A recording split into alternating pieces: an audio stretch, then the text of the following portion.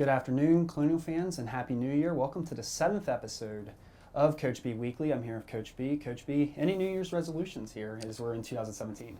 No, I never really give myself New Year's resolutions. I always am trying to, no matter what time of year it is, to move forward and, progress. So I don't have any personally, but I can understand why people get into that. I just try my best to do it, whether it's New Year's or whenever it is. Okay. Well, Colonials played last weekend, first weekend of NEC play, came away with a split, a 69-59 defeat to Sacred Heart, and then a 66-64 win against Fairleigh Dickinson. Can you recap those games a little bit, what the team did well and what needs to be improved on? Well, we defended well in stretches. We need to definitely defend well, for 40 minutes, but we defended well in stretches. We got after it and did some nice things defensively. And, we did a good job offensively in certain spurts too, especially in the second game where we were able to move the ball well and get into more of a flow and shoot the ball well from the perimeter. So, in both instances we had, spurts of doing some things well. We got to do it better for 40 minutes. Now, you mentioned about shooting the ball from perimeter. The team actually leads the NEC in three-point percentage at 37.5% and established a new school record for three-point percentage with a minimum of 10 makes against FDU, shooting 66.7% from behind the arc. What does the team do so well to shoot so well from behind the arc? Well, I think it's a lot of it is how you create the shot that you're taking. Percentages go up and down when it comes to how closely you're guarded. And I think we did a great job at FDU of, freeing our players up and getting open looks that allowed the percentage to go up. A lot of times when we're scouting another team, we'll say, this player's shooting this percentage, but if you leave them open, that percentage is going to go way up. So it's about how well you do of, how hard you are to guard, how well you do of getting players open shots. And then, of course, when you get your opportunities, we got to be, mentally tough to knock them down when you're open. So I think we did a good job of that. When we had our opportunities at FDU, we knocked them down, and we did a good job of creating open shots. Now, you also have mentioned in game recaps about playing for the full 40, and that there's been stretches where you've played well and other stretches where you kind of lose focus. How do you combat that and, help the team get to a full 40 minutes here in the upcoming stretch? Well, there's a few ways. One way is, when you practice, you got to really push yourself at practice to stay focused throughout the whole practice. And whether it's the beginning of practice, the middle, or the end, you got to have that same intensity and go at that same speed. Even if you get a little bit lazy in practice, you're losing what you could be gaining for the game. So it starts in practice because it's by far the most important thing we do, and we've got to do a better job of practicing at a higher speed and challenge ourselves to go harder for longer periods of time. And then when you get your chances in the game and you've had experiences like this in the past, you've got to learn from them. We've had a lot of opportunities this year to be in some close games. If you look back at our non-conference schedule, we had some really, fight, all the way to the end type of games where, it was nip and tuck and we gained the lead and then they come back and we had to put somebody away or we faltered. You have to learn from those experiences and know what's happened. Now, we go into the video room and we sit in our theater and we spend time in there. And we go over the things on video about what exactly we did wrong and what we did right. And it's only great unless we utilize that and go out to the court and say, well, it's easy to sit here in my chair now and analyze it and watch it from these angles. But when I get out on the court, I got to put myself out there back in that situation. And I got to catch myself. And I can't get even a little bit lazy because if I do, that same thing's going to happen again. Because in order to change, you got to really focus and want to change. Yeah. Now, switching gears just a little bit, on Saturday, Suhaidi Monzak, hopefully I said that correctly, she, 2005 NEC Player of the Year, will be the first Robert Morris women's basketball player inducted to the Ring of Honor. She was one of your first players here at Robert Morris. Can you just, say how much of an accomplishment that is to be the first player in the Ring of Honor and maybe give us a story, like a story from the past of her? Yeah, I mean, Monzak was full of stories. Yeah. I mean, that's one player that came in here and there was one story after the other. I could just tell you recruiting her before she even came out here was something that a lot of people looked at me for being foolish and shooting too high.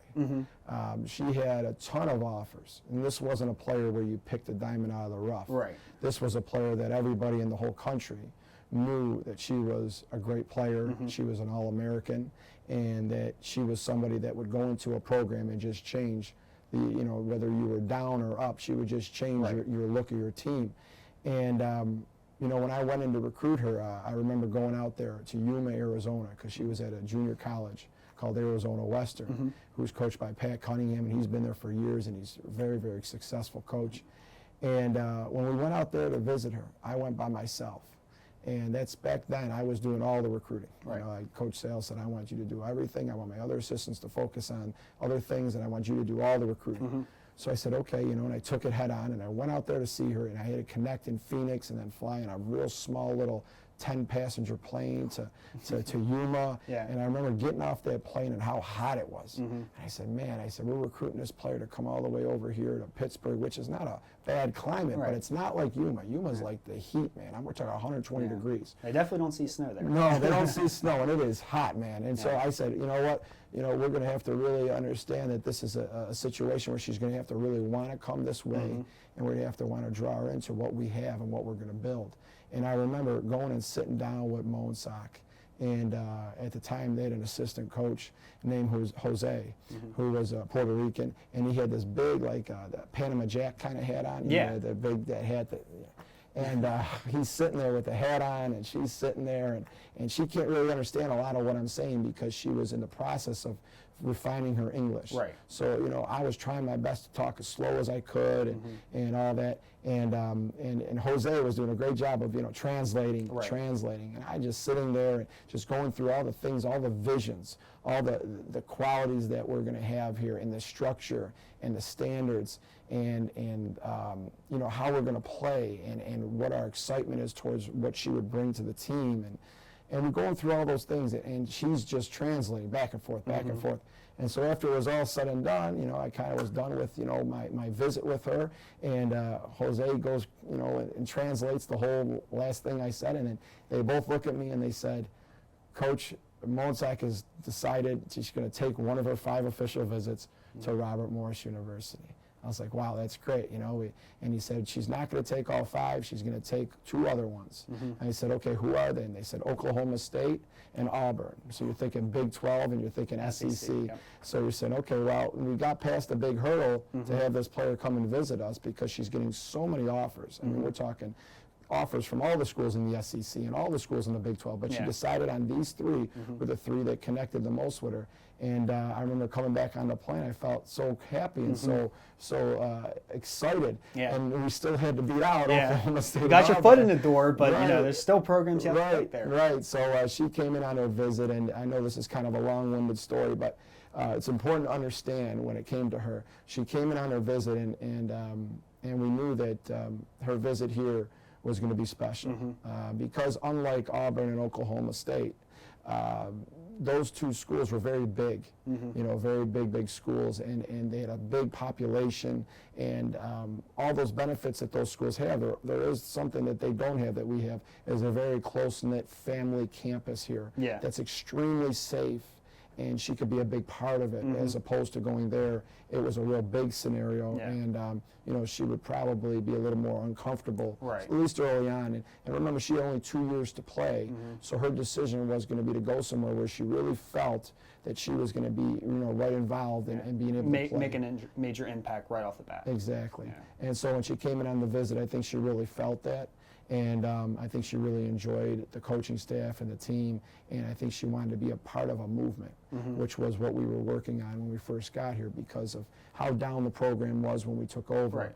We had a big mountain to climb, and she was one of the big pieces that we needed to go forward, and she understood that, and she handled it with maturity. And I remember after she got done with all 3 visits and all 3 offers were on the table and everything was on go, and she called me up and said, Coach, I'm coming to Robert Morris, and I was so excited. I think we threw a party, and we were just so excited that she was going to come and join this program and this family and go forward with us. And she didn't disappoint whatsoever. And at the end of the day, I'm honored to see her coming back to have this jersey lowered because she was the one that really catapulted this program forward. There was other pieces that joined Right. onto that team that were very, very strong pieces, but she was the first one to say, I'm coming, I'm going to come, and I'm going to start this off, and she did a great job. Yeah. Now, lastly, like I said, have 5 of the next 6 at home. Homestand this weekend. Saturday, St. Francis, Brooklyn. Monday, LIU, Brooklyn. Can you give us a little preview of both? First, talking about Saturday, we've had some great battles with St. Francis of Brooklyn, and Coach Thurston, he does a great job. And he's one of the best coaches I know, and we know no matter what, his team's always plays hard, always has a great culture, very intelligent. They execute his system very, very well. So I would expect to see a game that is a very hard-fought battle, played with a lot of intelligence, and no matter what, whatever side comes out on top, it's going to be a battle. And so I think you could expect that out of that game, and know that he's the type of coach that as his team keeps going, they get better. Right. And that's something that always coaches hang their hats on. So, each game, they're going to be better than their last game. So we expect a very hard-fought game, and we're going to have to really play well. And that's on Saturday. And then on a Monday, obviously LIU, Brooklyn, that's a team right there that they're in a building stage, and their coach just got there last year and has been in the process of building. So, I don't really watch much of the other scores and follow much. I'm just really tunnel vision on the next game. But, I know she's going to keep things going in the right direction. So I'm sure that's going to be, when I start looking at them, another game where I look at it and say, this will be a tough battle. All right. Well, hey, thank you again for joining me, and good luck this weekend. All right, no problem. Thank you. St. Francis, Brooklyn. That game will be at 1 p.m. on Saturday, and LIU Brooklyn will be on Monday at 7 p.m.